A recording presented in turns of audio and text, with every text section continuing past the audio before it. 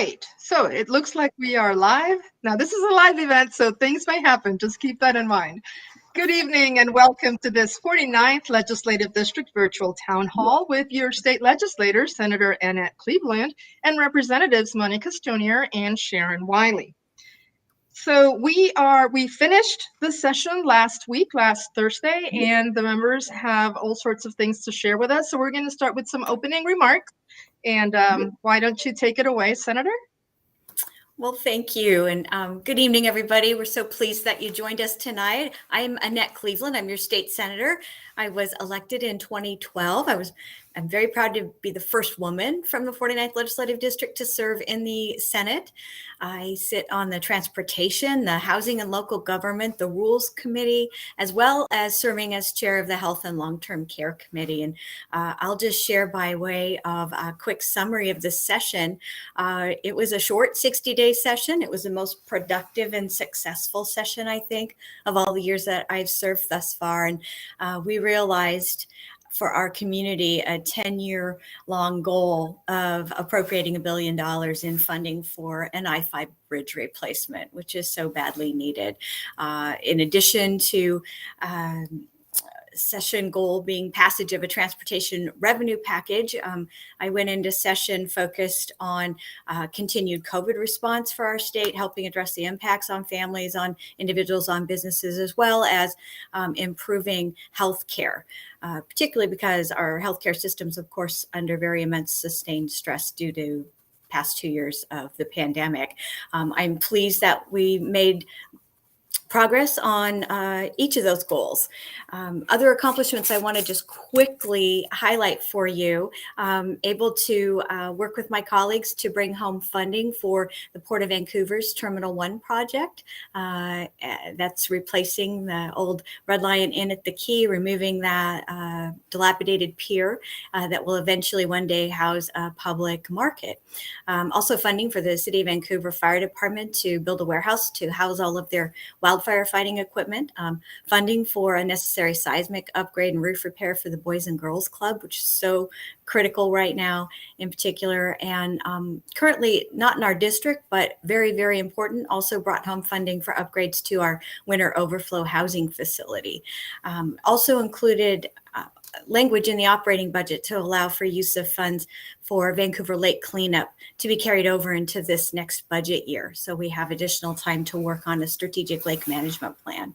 I'll share also a number of prime sponsored bills that I worked hard on over the last few years, did pass this year, including issuing of a no-cost identification card for anyone who's experiencing homelessness. That can be such a barrier to individuals, providing coverage of medical exams for any child who's suspected of abuse, and also a bill to address criteria for the Main Street program to ensure that our city of Vancouver, our small businesses, can continue to receive funding and support from that program. So finally, I'll just conclude by sharing, as chair of the Senate Healthcare Committee, I think some of our biggest accomplishments this year was passing a charity care bill that increases requirements for charity care qualifications, so more people have access to care and don't face overwhelming medical debt. A balanced billing bill that expands the prohibition on surprise bills for patients, so you don't get a surprise medical bill you weren't expecting, and we expanded that to include behavioral health care as well.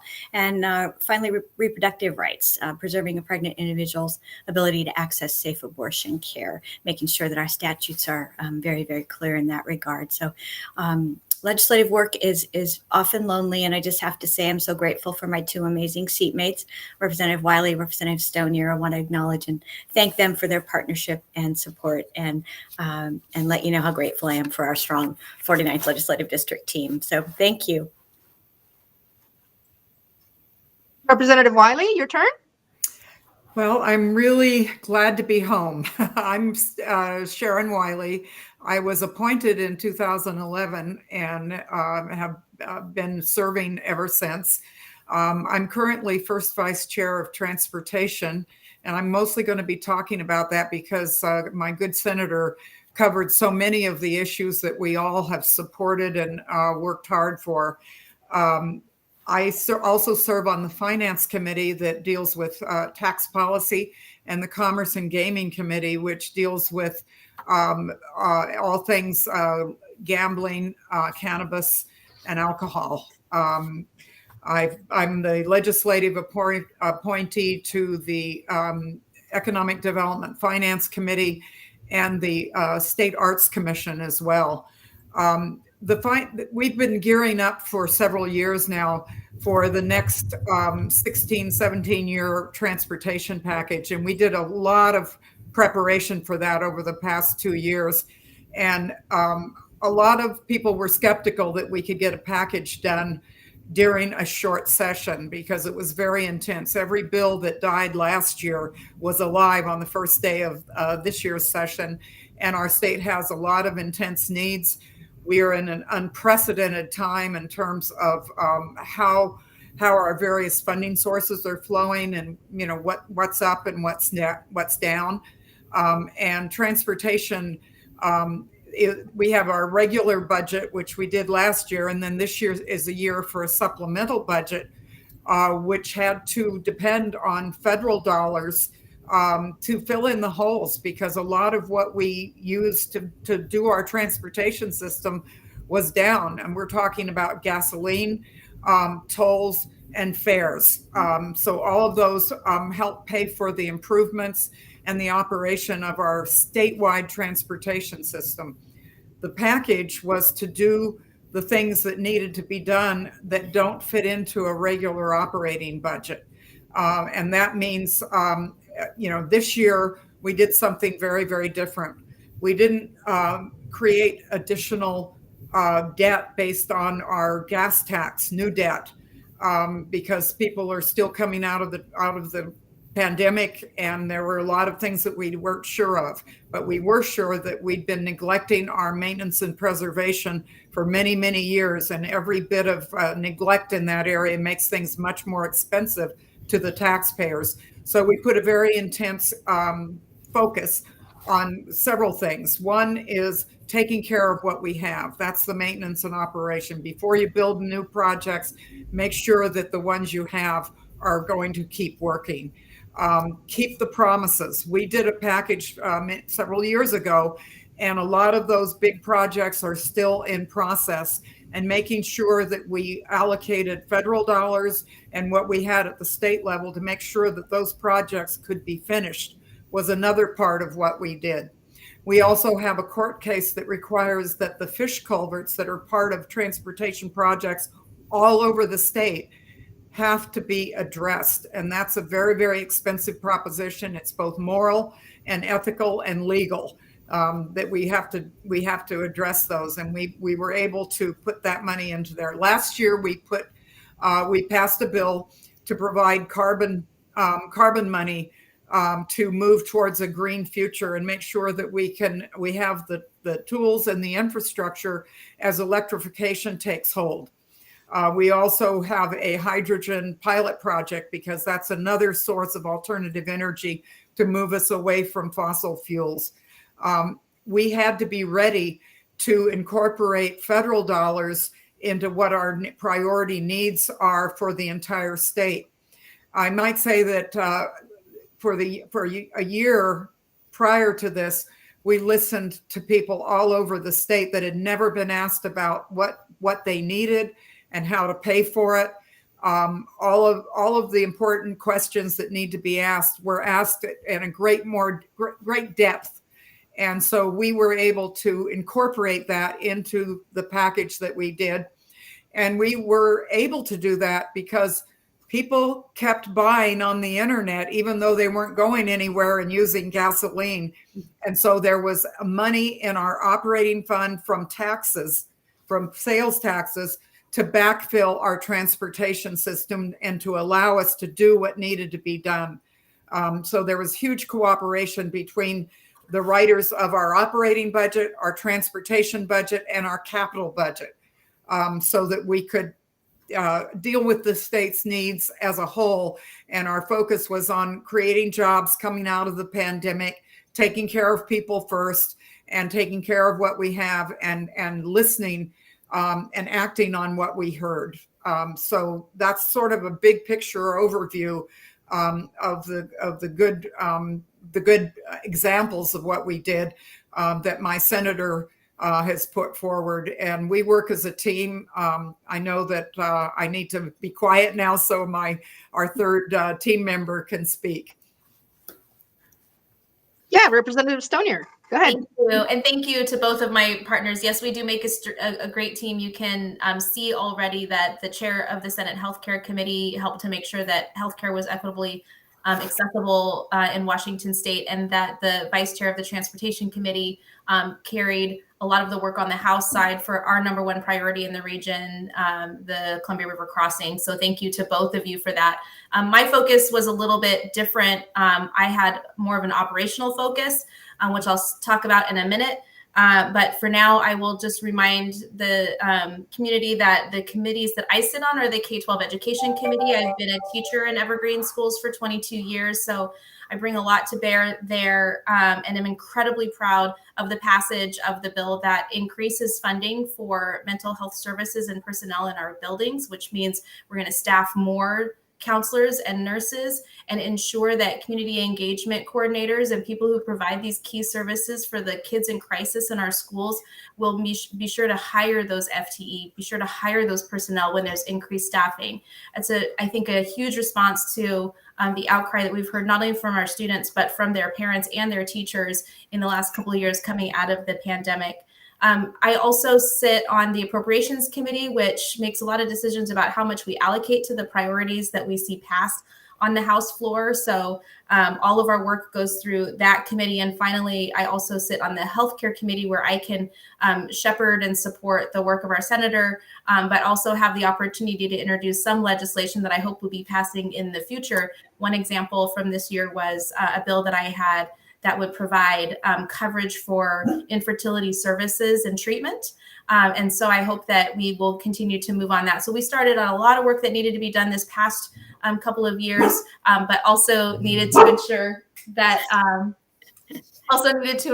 we start the conversation on things that are really important moving forward.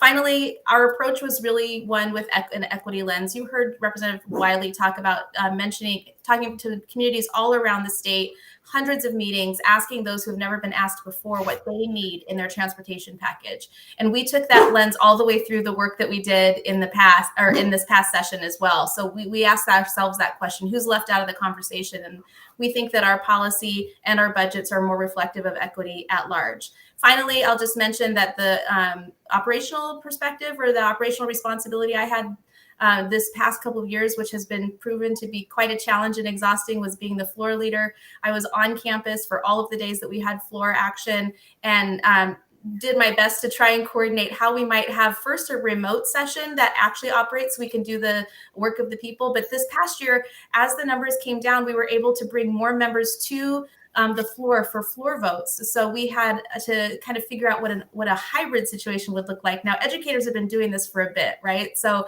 I learned a little bit from them and was able to bring that to bear when it came to planning for a hybrid legislative session. So that was the work that I am proud of accomplishing this past session. I'm looking forward to getting to the questions that are coming from our constituents. So I'll stop there. Thanks. All right. Thank you, ladies. Before we start with the first question, I just want to clarify something. Last week, when we posted the virtual town hall notice on social media and sent it out to constituents, we included a link where folks could send questions ahead of time. Many people sent us their questions, so we're going to focus on those. But if you are watching live and you have a question, please go ahead and type it in the comment section. And we're going to start with Jason, who asks, will you support having the MAX light rail on the I-5 replacement bridge? Well, Jason, I'll start and take that question. Thank you for the question. The answer is yes, but I have to share that when we embarked on this work to restart discussion of an I-5 bridge replacement, all of us representing Southwest Washington districts got together and we agreed to the goal being replacement of the I-5 bridge, and we agreed to principles that we all could embrace and support. One of those principles was that there would be a high capacity transit mode as a part of the bridge replacement, but we did not make any decision at that time as to what that would be, what that would look like. And we are engaged in that work now with our Oregon colleagues, with the project I-5 Bridge Replacement Office, with federal government will, as a partner, will also have somewhat of a say. So know that those decisions around actual design of the I-5 bridge replacement are yet to come in the months ahead. All right. Representative Wylie, do you want to add anything there? Yes. I have never had anything against light rail. In the past, it was something that not everybody agreed on. What I do feel is that if the group has done a lot of work, and there's a lot of work still to be done, and I will support the decision on mode of transit that makes the most sense for this day and time. And that is still to be determined. We're looking at everything. Everything is on the table. And we will have to be looking at the funding and the resources. All of that is part of the picture.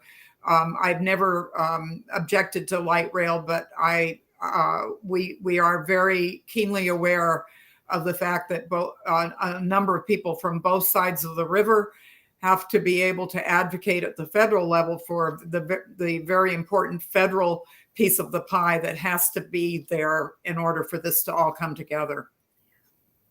All right, thank you. Our next question is a live question from Joe, and it is for Representative Stonier. What happened with House Bill 1099? We really need to address climate, so can we please have a special session to get that bill passed, please? Thank you for the question. I appreciate that. And this was one of the challenges we had in the very last hours and even minutes of session. 1099 is a bill, for those of you who don't know, that incorporates planning for climate change in our GMA work and our local planning work. And the final version of the bill, negotiated across the rotunda with members of the Senate, also included some fixes for some housing challenges that we also know is incredibly a big challenge facing our communities right now all across the state. In the end, I can, as the floor leader who's working to try and make sure our priorities are met, in the end, what happened was by the time we got 1099 negotiated across the rotunda and headed back over to the House, the Republicans made it very clear that they were going to have every member of their caucus speak to the operating budget to stall and create a situation we did not have enough time to pass 1099 on the House floor before midnight, which is the 1099 deadline to pass all bills. So I just wanted to, I think there's a lot we've learned from the process. We could first try to make sure that negotiation is taken care of, so it's not a bill that we're looking at on the last day. And I think that we will work to do that. The unique challenge we have with this particular bill is that the provisions in 1099 require that this policy take hold before a 10-year deadline, where we would not be able to do that work for another 10 years. So the question around a special session is incredibly challenging. You would have to have many partners agree. Each partner, I know that the speaker asked the other partners whether or not they would agree to a special session, and that agreement could not be reached. So that has to happen in order for that to take place. One thing I'll say is, time is our enemy in those last days of cutoff and those last minutes of cutoff. And so I'm looking forward to whatever the supporters of that policy can kind of come together to determine what the next steps are. We had full support for Democrats out of the House side. We sent that bill over to continue that work. And I think we're really hopeful that there are some ways we can approach it and try to make some progress. I'm understanding now that there are some policy provisions that would not fall under that 10-year deadline that we can maybe revisit in the next legislative session. I think we take the priority of climate change very seriously and want to get back to that work as soon as possible. Okay. Now, if that were a cat, we would probably request that it be on the screen. But since it's a dog, I don't know how easy that might be. Our next question is from Eleanor. We are trying to buy a home, but can't find anything in this area. What few homes are for sale go quickly and for more money than they are worth. What can we do to fix this? Eleanor, that is a question we've wrestled with during many past sessions now, including this session. And, as you well know, there's a lack of supply. And that then drives up prices, and it makes it extremely difficult for people to enter the housing market and realize the dream of owning their own home. We are looking at ways to better encourage competition in the housing sector by, helping small builders and small businesses enter the market and try to improve access to land. We need to look at I think additional new models for financing homes, and both for individuals and for those who build them. We need to look at incentivizing better land use so that we have more availability for homes to be built. So there's a whole host of things that we have continued to try to do, and that we will continue to consider so that we can improve this situation. I know the market here in Clark County in particular is just very, very challenging. I hope you find a place. I'd just like to add something to that. As on the Finance Committee, all the tax advantages and incentives come through the House Finance Committee, and we have all kinds of creative ideas that come up to try to make sure that there's help for both renters and homeowners, and at different levels, and we're trying to hit it on many different levels. It's very hard to do a new innovative program in the short session, but there's some really intriguing ideas out there. And I don't think there's anybody serving in the legislature on either side of the aisle who is not concerned about doing more so that people can have a good roof, a secure roof over their heads, and to realize both the dream of home ownership, but the practical ability to have decent housing for themselves and their families, and still have mobility if they need it. So, we're trying to hit it on all fronts, and it'll probably be a very big part of our work next session. Okay.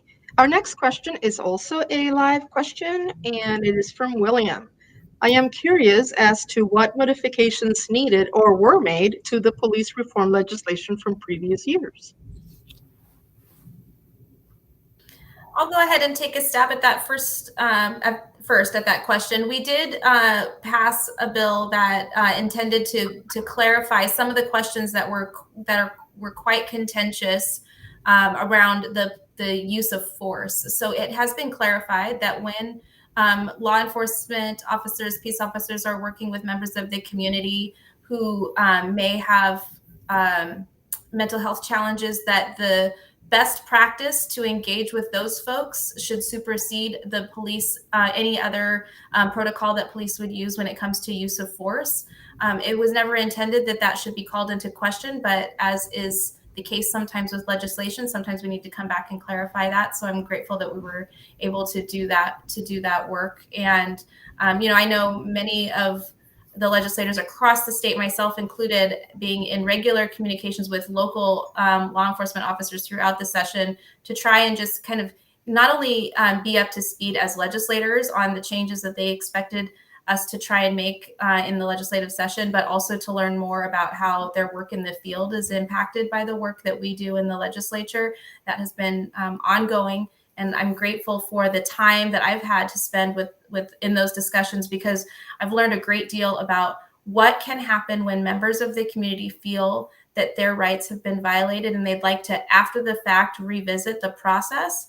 And there are a number of, and growing number of community engagement protocols that folks can engage in to just kind of ask questions, get clarity, and frankly learn about all that goes into the decision making in an engagement with law enforcement. And then the best byproduct of that is that law enforcement officers in their training have an opportunity to hear how their behaviors impact the trust in the community. So I'm actually, I've learned a lot in the last couple of years, but I'm most excited about the opportunity to really bring those conversations together in a more collaborative way to help build trust in both directions.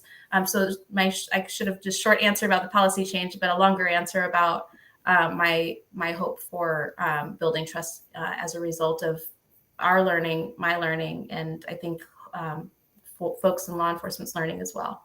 I would only add that the changes that were made were voted on in a bipartisan way on the House side. So a lot of hard work was done. The things we heard the most about were taken care of in that legislation, and we'll stay tuned because we'll be willing to make whatever changes we need to keep moving in the right direction. Okay, next we have a question from those questions that we got ahead of time. This one is from Charles. In all the coverage of the state transportation issues, I haven't heard anything about the role and amount of the federal infrastructure funds. Where and on what projects in Washington will those federal funds be directed? I'm going to take a stab at it, and I won't be able to answer that in great detail. I will say that there were two pots of federal funds, one of which was really essential to keeping things moving in our regular proposal. There are always federal monies that combine with the grant programs in the different areas. And the priorities in different regions come through what in our area is called the Regional Transportation Commission, where all of the local entities work together to prioritize. And there's many stages in every project where there's the engineering, there's the planning, there's the right-of-way acquisition if it's a new project. All of that requires multiple funding streams, and those federal dollars serve to make those grant programs whole so that those projects can be done when their time comes. And a lot of our emphasis, as I said earlier, is on repairing and replacing and maintaining what we already have. There are very few brand new projects compared to packages in the past.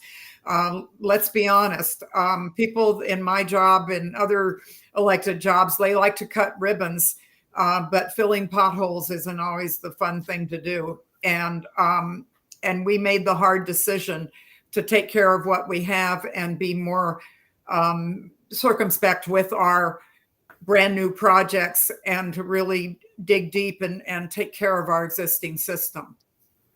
I'll just add to that was a great question, Charles, and one that we're all asking as well. The federal funding has a number of different criteria, and so we have to look to see what projects will meet that criteria. We also know that the federal government won't respond to hypotheticals, so we can't ask them, will you will you fund this project, or is this project eligible? You have to actually have the project fully developed and put that proposal forward.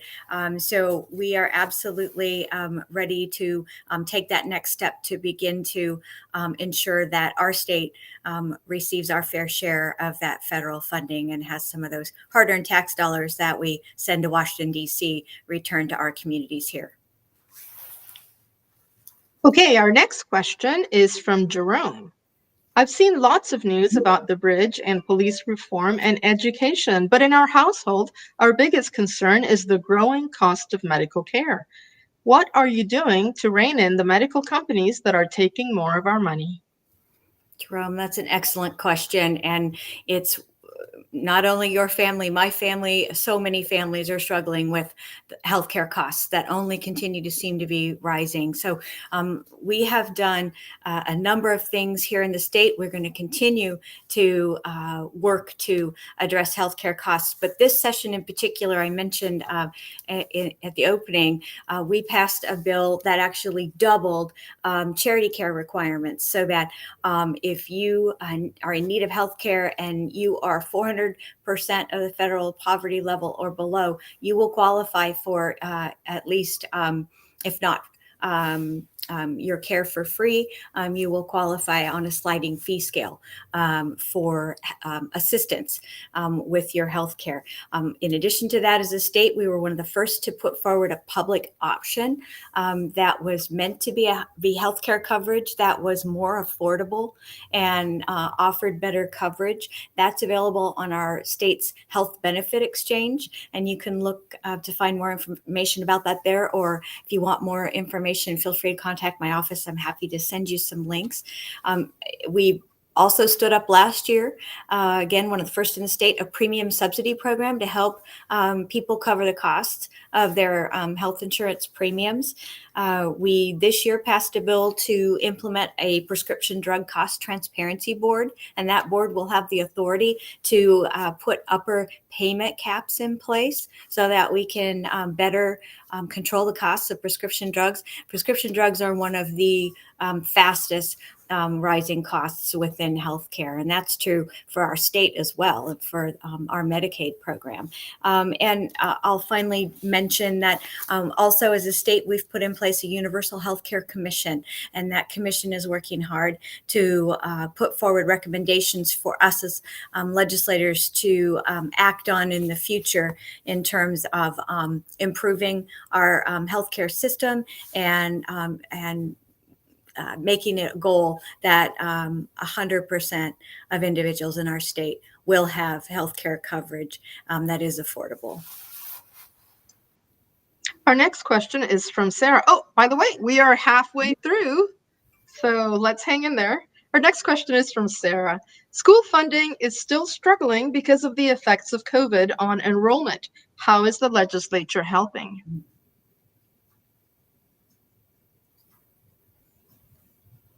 I forgot I could just hit the M instead of find the mute button. So that's a nice tool for this platform. Thank you.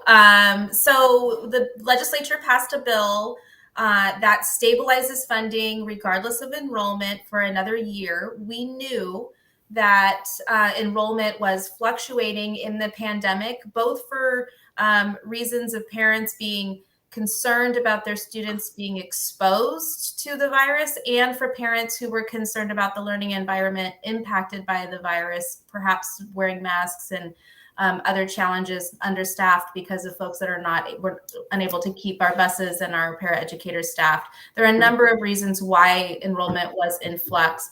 We had hoped last year that we would see that stabilize, but because we didn't, we agreed that for one more year, we should continue to fund our schools with previous year's enrollment.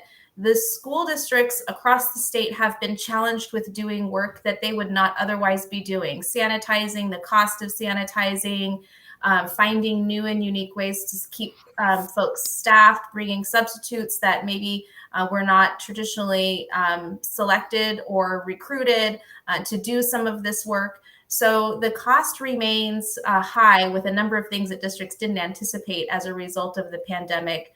So that's an excellent question. Districts are going to be better able to predict their funding moving forward, regardless of enrollment, for just another year. I also want to articulate that that is not an ongoing approach. We've been very careful to match that time up with when we think we will see the stabilization of enrollment, so that we can regroup and revisit our funding models as they exist. That's a bit in the weeds for somebody that plays in the weeds on this topic. So hopefully that was understood by folks, but I think it's important. And we tried to do the same thing for some of our business communities too. Thanks to Representative Wylie working on her committee, I was able to pass a bill that reduced some of the fees that our small businesses, particularly in the hospitality business, to try and stabilize their costs. Okay, next up is Joseph. To put Washington State at the leading edge in the fight against Alzheimer's, what is happening to increase funding and make Washington the #1 state in the nation for testing, clinical research, and trials? Joseph, that is an excellent question, and I appreciate it very much. My grandmother suffered from dementia. She was a school teacher, one of the most competent women I've ever known, and it was heartbreaking as her granddaughter. She lived with us to watch her slowly lose all of her memories and not be able to recognize us. And I will share that we can feel proud here in our state because we were one of the first in 2014, actually. We in the legislature directed DSHS to form a working group to develop a state Alzheimer's plan. And in 2016, that group became the Dementia Action Collaborative. And this year, in fact, this session, we passed a bill that reauthorized that Dementia Action Collaborative. And so we are continuing that work. We're continuing to fund that work. The plan that came out of that collaborative had 7 goals, and those goals are continuing to be implemented. And I welcome your thoughts, your ideas for additional steps we can take as a state to ensure that that we are doing all that we can to be a leader in Alzheimer's research and response. I will add that bill just mentioned by the senator is one that incorporates the 100,000 members of our Washington state family that are impacted by Alzheimer's, includes that work in the study, the work that they're doing. But I did do a little searching when I saw that question come up for a link to the dementia roadmap. I would be in big trouble with the chair of the House Healthcare Committee if I did not do my due diligence to share that resource. Representative Chair Cody would say that it's the best work she thinks she has ever seen to support families with the challenges they may face, they think they might be facing, or will in the future face when they are when they have a family member with dementia or Alzheimer's. So I've found the link, and hopefully our staff will be able to distribute that. It's something that every family should have their fingertips on, and it's a demonstration of the expertise that comes from the people in this work group and their willingness to reach out to families who are impacted and those with lived experiences. Okay, now it was me not finding the unmute button. I'm sorry. Next question is from Michelle. How are we making things more accessible for people whose primary language isn't English? It's a big problem for schools, healthcare, and etc.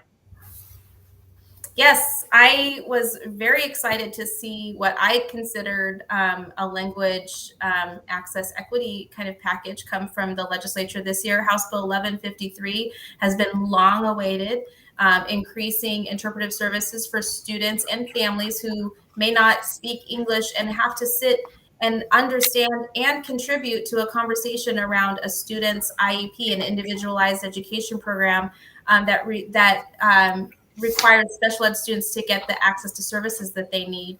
There was also a bill that required prescription meds to be provided in a number of different languages that are reflective of the community. If you can just imagine how many ER visits might have been saved if somebody was able to understand and follow the directions from their doctor with regard to their medications, that is something that I thought was really important. And you're absolutely right. I mean, when we were working on 1153, we heard from so many students who would say, and I've been as a teacher, I've been in those meetings where I know interpretive services are key, and I know the student who's interpreting for younger sibling is perhaps not sharing all the information that the teacher would like their parents to hear. And that's just a great deal of a responsibility for a family member or a sibling or even the student to carry when it comes to the weight of the conversation at the table. And imagine that happening not only in an IEP meeting or a discipline meeting or a problem-solving meeting at school, but that means it's also happening for that family in the doctor's office and in an engagement with law enforcement or in a legal setting. It's a big problem. We made huge strides this year, and I know we have more to do, and looking forward to getting going on that. I'd like to just quickly add to what my good seatmate Representative Stonier shared in regard to the bill that was before the legislature this year to require prescription labels that were printed in patients' native language. And unfortunately, that was in Gross Substitute House Bill 1852. And that bill didn't make it to final passage this year. That's probably one of the bills that I'm most sad that we weren't able to get across the finish line in this short session, and intend to continue to work on it next year with the prime sponsor, Representative Ty. But it's such a simple step to take, and yet makes such a difference in people's quality of life and healthcare. So more to come on that. Okay. Next, we have a question on transportation, but it's kind of a two-part. Kyla asks, one of the things I heard repeatedly was how, no, that's not it. Hold on. Kyla asks, Representative Wylie, can you talk more about what this transportation package has for Clark County and why it's different from what we've done before? And then somebody else also asked, one of the things I heard repeatedly was how previous transportation packages had hurt ethnic minorities. How are you making sure this one doesn't have the same effect? Well, you have a couple hours and some time for me to dig out the details. I think the transportation plan has big things and little things. The big thing for us is the $1 billion for the I-5 bridge and the money that continues the underlying work that needs to be done in order to be able to use that money and to partner with our partners to get that replaced. There were big projects and small projects. There's a Safe Routes to School project over on Garrison Street near Mill Plain. We finished our Mill Plain bus rapid transit, and $5 million is going to Highway 99 to incorporate bus rapid transit in that part of our county. So you know, there's a number of things. There's an overpass on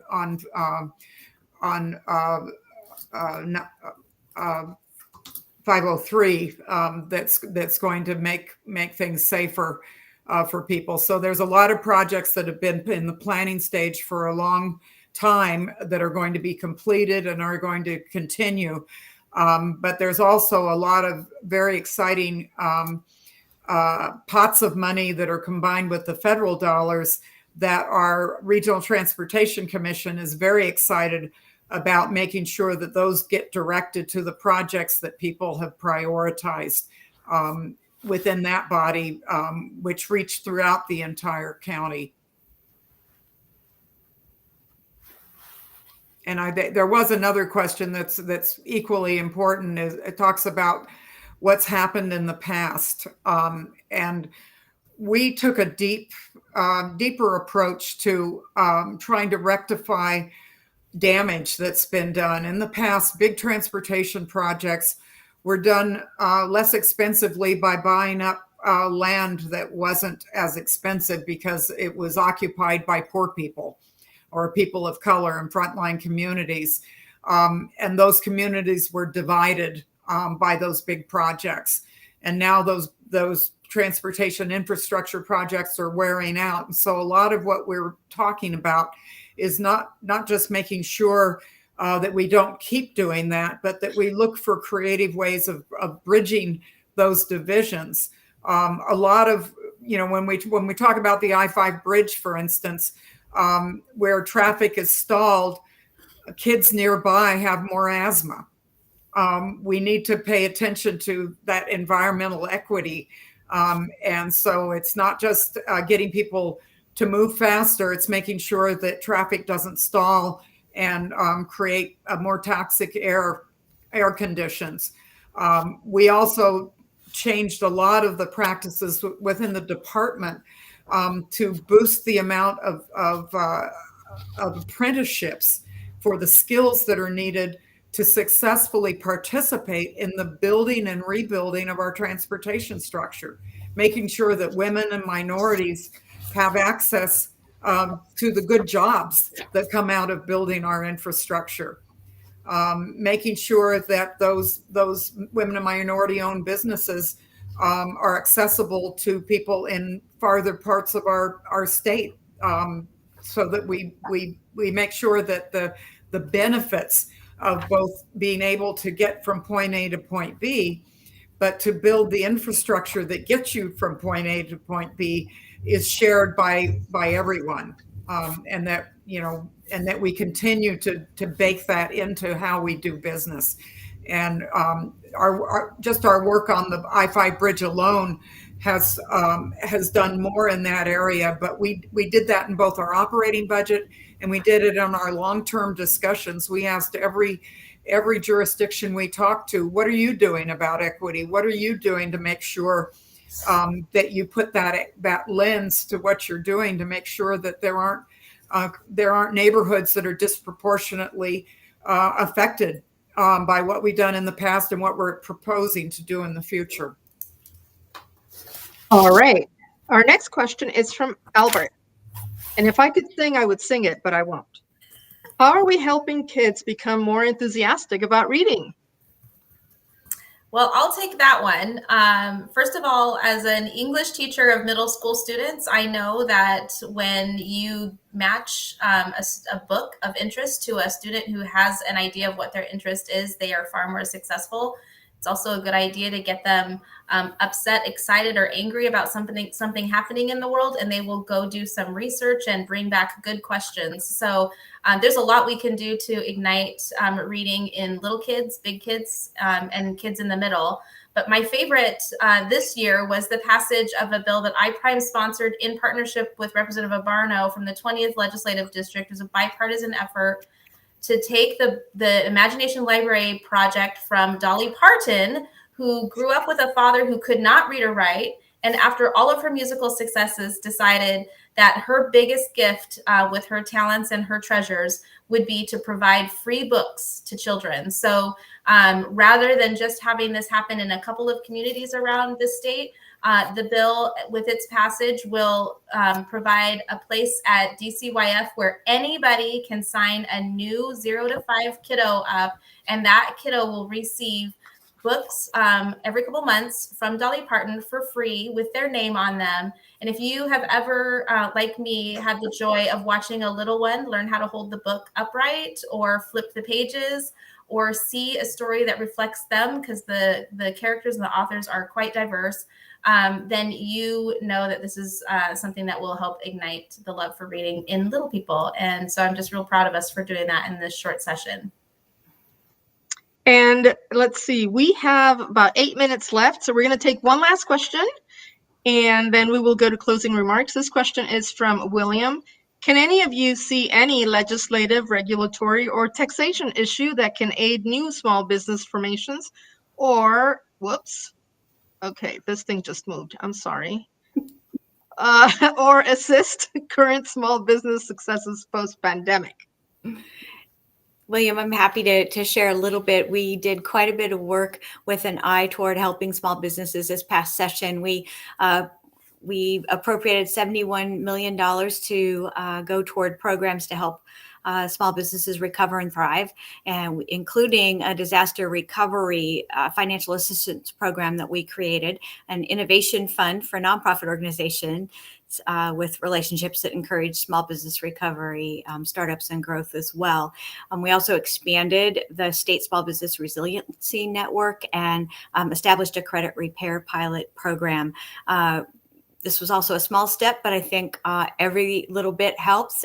We waived liquor license fees for restaurants and bars because we know how impacted they've been by the pandemic. And we also took steps that more than 125,000 small businesses across Washington will no longer pay the state business tax. So that will save approximately $50 million each year for those small businesses. So we recognize that so many are struggling, and I'm pleased with the steps that we've taken, and know that we will continue to keep an eye toward how we can better support and help them. Senator Cleveland talks about the policies and the budget items that help statewide, which of course will help us in Southwest Washington.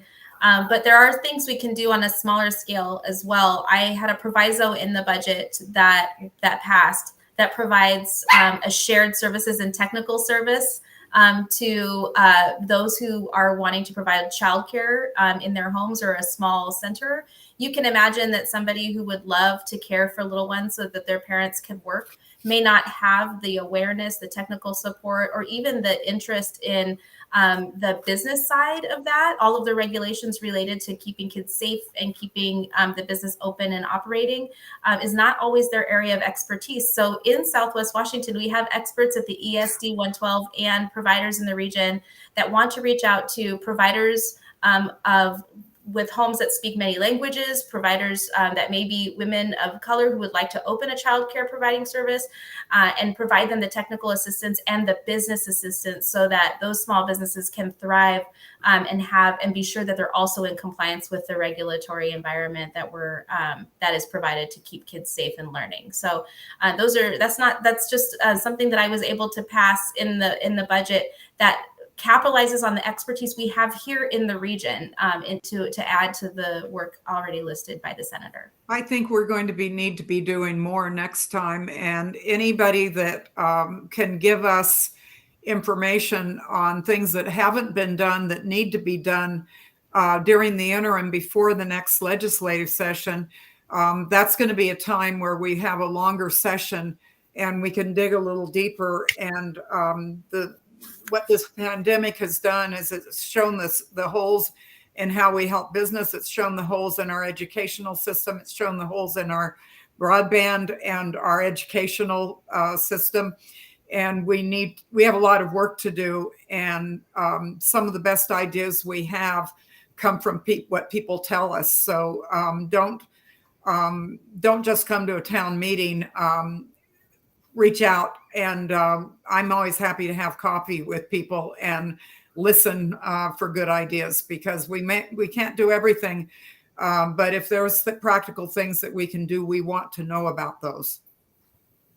Okay, we have 4 minutes left, so we're going to go to closing remarks, and we're going to start the other way around. We'll start with Representative Stonier, continue with Representative Wylie, and Senator Cleveland will take us to the finish line. Well, thank you, and I'm grateful for the opportunity to hear questions from constituents. We covered a lot of ground this session, but I think when we have a town hall, we can get a little bit of a narrowed focus and scope of view of what is really important to people here in the 49th Legislative District. I'm incredibly proud to serve with these two strong, smart women who lead their caucuses in their issue areas. I'm very grateful to serve the people of the 49th Legislative District and many times at large Southwest Washington as a region. And finally, just want to thank our staff who put this all together and has brought us all together and will do and has been able to facilitate providing the links that Senator Cleveland and I found in the depths of our emails and our computers to provide to constituents related to the questions they brought to us this evening. So thank you all for joining, and to the team here. Well, I am very, very proud to serve with Senator Annette Cleveland and Representative Monica Stonier. They both have expertise in areas where I neither serve on the committee nor have that expertise. So I'm very grateful for that because there's a lot to cover. I'm hoping that we can continue to operate virtually as we move into more in-person meetings.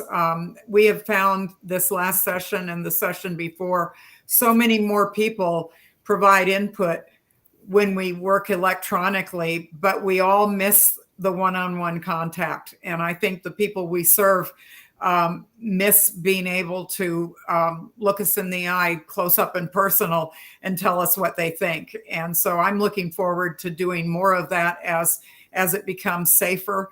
I'm hoping to be out there in the community, and